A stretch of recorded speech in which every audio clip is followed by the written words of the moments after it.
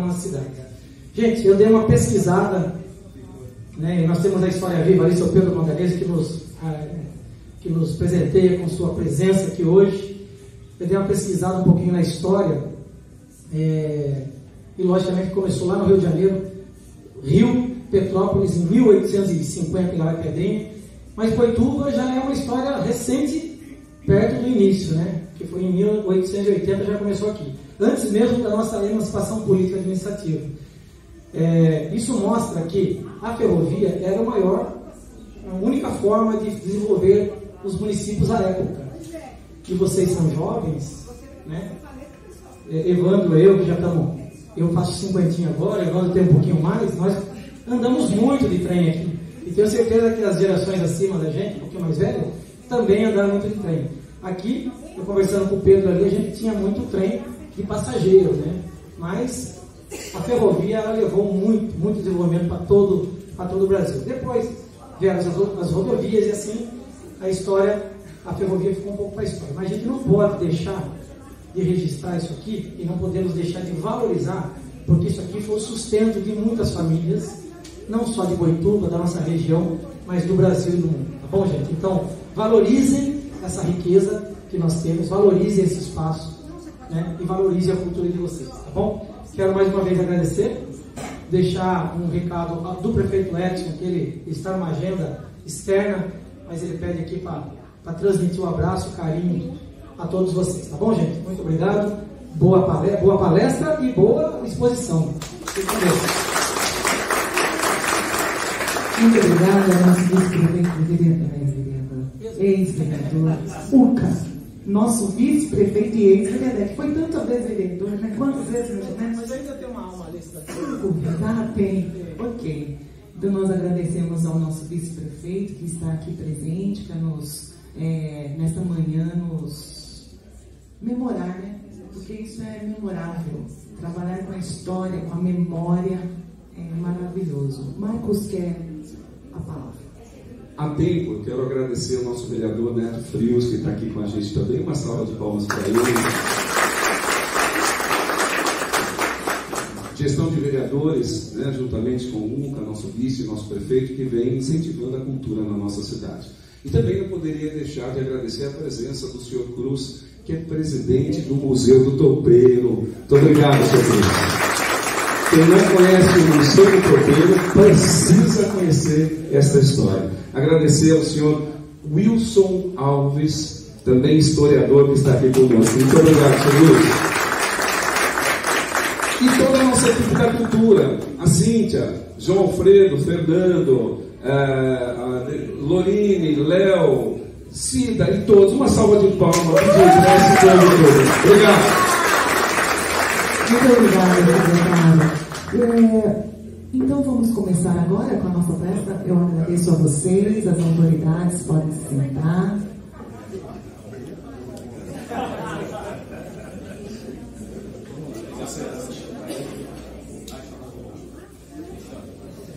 Calma que eu vou chamar você. Entrar. Então agora, com vocês, nosso querido historiador Evandro Moura.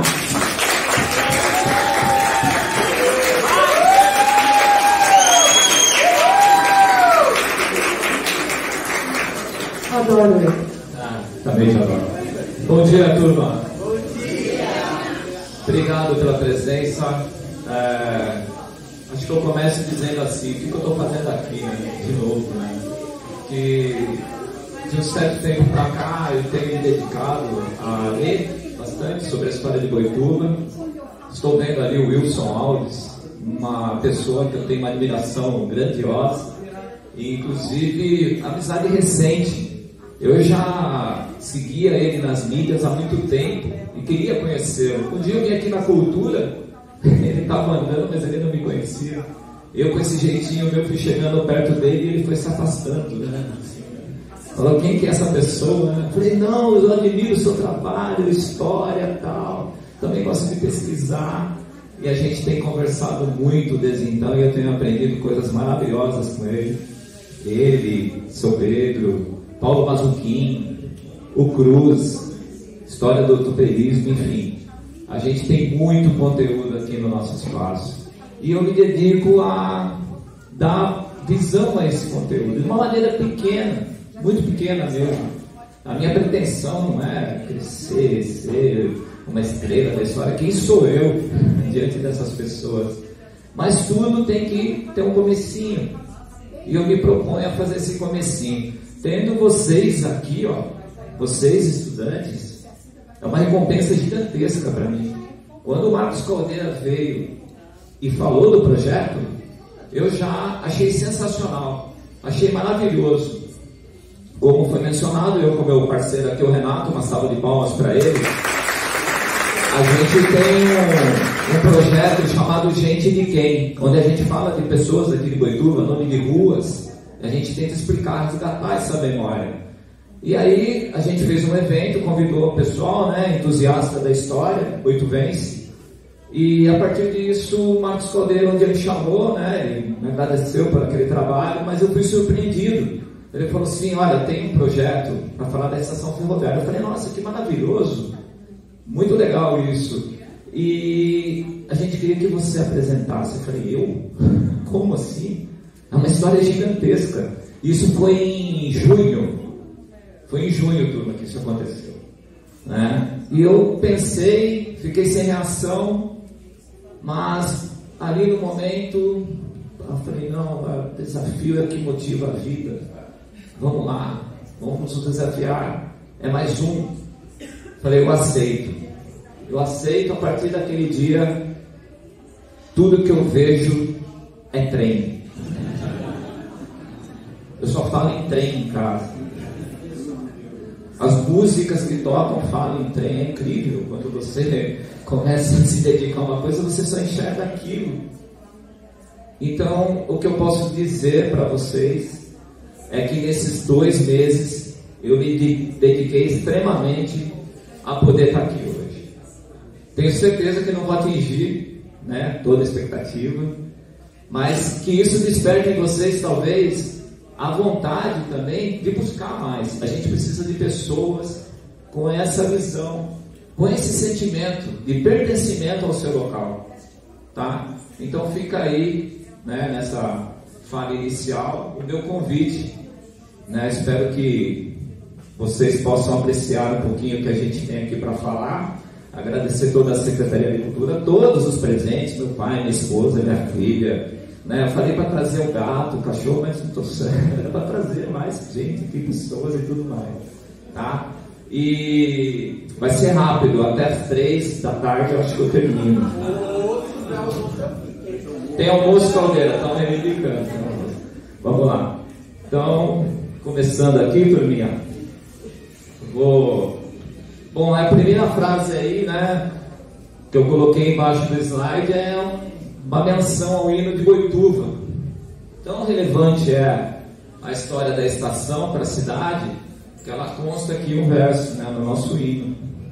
Né? Alguém tinha anotado isso já no hino de Boituva? Não? Legal, então já está valendo essa palestra para alguma coisa. A palestra já está valendo. Vamos lá, dando sequência então, turminha. A gente vai falar da estrada de ferro, né? Ferrovia, Sorocabana, tudo vai ser a mesma coisa, tá? Às vezes eu vou poder mudar a palavra aí. Vamos começar. O nome da palestra é no Trilhos da Estação, que a gente vai começar a falar, mas não, ainda não. Ela deu uma parada, porque antes disso eu queria falar um pouquinho de mim, rapidão aqui, ó. Eu fiz administração e tal, estou estudando geografia agora, mas sou formado em história também. Eu passo muito de bike lá na frente do Bercelino, porque eu dou aula de educação física no Bercelininho.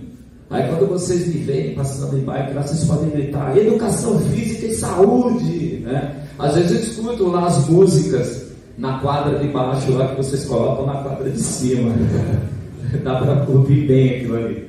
Tá? E trabalhei 30 anos em São Paulo com tecnologia da informação, me deixou assim, tá? Me transformou louco mesmo, é a tecnologia da informação, tá? A TI me deixou assim, professor de educação física, comecei uma atividade nova essa semana, na Secretaria de Esportes, eu fui chamado para dar aula para alunos com deficiência, uma causa nobre, né? Foi bem legal isso, e eu acabei aceitando. Eu estou bem ansioso para esse desafio também. Vamos lá. E isso aqui sim eu gostaria de dar um destaque para vocês. O trabalho voluntário. Eu, há 3 anos e meio, pratico voluntariado. Alguém sabe o que é um trabalho voluntário? Alguém sabe aqui? Quem sabe? Ninguém? O trabalho voluntário é aquele que você faz, resumindo assim, aquele que você não recebe grana nenhuma, né? Aí você pensa, pô, trabalhar de graça? Sim, trabalhar de graça. Só que a recompensa não é financeira. A recompensa é a satisfação. É poder fazer algo em prol do outro sem esperar nada em troca. Eu fui voluntário 3 anos e meio na fábrica de ferro, na Floresta Nacional de Ipanema, aqui ao lado, onde vocês devem conhecer, vai ter muita relação com a apresentação nossa, tá? E também fiz o voluntariado na escolinha de esportes, ajudando os alunos com deficiência. Eu corro com cego, né, pelas ruas da cidade, é bem legal isso aí. E foi isso que me permitiu hoje entrar lá como professor. Eu fui chamado. E essas pesquisas minhas de história, no tempo livre que eu tinha, também me propiciou estar aqui hoje como voluntário, de novo. O voluntariado é uma coisa magnífica. Ele me permite, então, a poder estar aqui, ocupando o tempo de vocês um pouquinho, para falar de uma história maravilhosa. Quando vocês tiverem oportunidade, pratique o voluntariado. Aonde o governo, onde as pessoas deixam algumas lacunas, são as oportunidades. E essas oportunidades a gente tem que aproveitar, tá? Eu estou aproveitando essa daqui. Sobre o trem. Para falar sobre o trem, eu acho que a gente tem que começar a desconstruir uma ideia. A minha própria ideia, por exemplo. Falar em trem, a gente pensa em locomotiva, trilho de ferro, né? É o que vem na nossa cabeça. Mas nem sempre foi assim. O trem, ele surgiu na Alemanha, e antigamente os trilhos, como pode se ver na imagem, era de madeira. Era de madeira, e o trenó, a carruagem, era puxada por um animal. Isso já era considerado um trem. Eu estava lendo semana passada um livro sobre a história de Porto Feliz. Eu estava lendo a carta de um navegante. A carta é escrita em 1765. Poxa, o Uca, né, falou aí da ferrovia, 1800 e pouco e tal. Mas como em 1765, numa carta de um navegador, aparecia a palavra trem? Porque também era considerado trem, o meio de transporte, o comboio, os barcos navegando, transportando cargas, alimentos, pessoas, era chamado de trem. Esse navegante, então, ele escreveu: vou pegar meu trem. Foi bem interessante isso, são as descobertas. A imagem aí representa um pouquinho isso. E mais próximo, né, da nossa realidade, em 1776, então, surge aí os trilhos de ferro. Em 1804, a locomotiva, como a gente, né, fala em trem, já se lembra. Se lembra dessa imagem, dessa figura. E como, né, mais uma vez o Uca mencionou, no Brasil chegou em 1854. O Barão de Mauá, né, um empreendedor brasileiro, ele criou lá uma linha férrea que ligava o porto até Fragoso, na cidade de Magé. Essa aqui é uma foto da estação mesmo, como que ela era. Seguindo aqui, ó, a gente vai falar da Sorocabana. Uma história bem legal, a Sorocabana. Em 1870, o pessoal de Itu, grande produtor de café, os barões do café, eles convocaram os abastados financeiramente, né, os detentores do capital, para uma reunião lá em Itu. Foi no dia 20 de janeiro, mais ou menos, de 1870. Chamou todo mundo, chamou o pessoal de Sorocaba também. O pessoal de Sorocaba foi até lá participar da reunião e apresentaram o projeto. Nós vamos criar uma linha férrea, né? A Sorocaba achou bem legal isso e falou: poxa, que legal, eu vou querer também que vocês façam um puxadinho, que leve essa linha férrea até Sorocaba, né? Só que o pessoal do YouTube falou: não, você não está entendendo, a linha férrea a gente vai fazer daqui, vai sair daqui, ela não vai se estender até Sorocaba.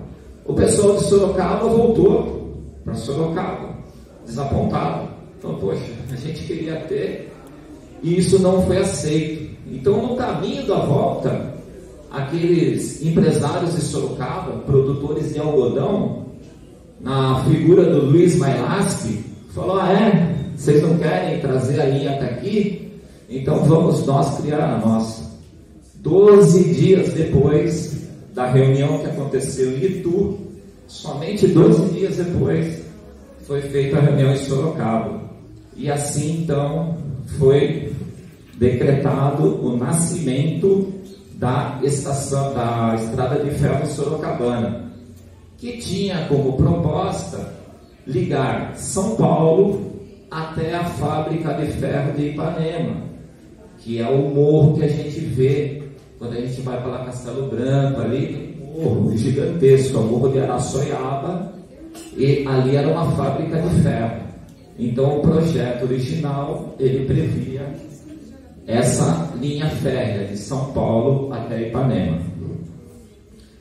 Um ano depois da reunião que instaurou a linha férrea, um diretor falou: poxa, nós vamos chegar até Ipanema, mas o ideal seria chegar até Tietê, mais adiante, porque Tietê era um grande produtor de café, né? Então veja, em 1871, alguém já vislumbrava estender a linha até Tietê. O projeto era até aqui, Iperó, mas alguém mencionou: a gente tem que chegar em Tietê. E um caminho legal para chegar em Tietê seria via Pinhal.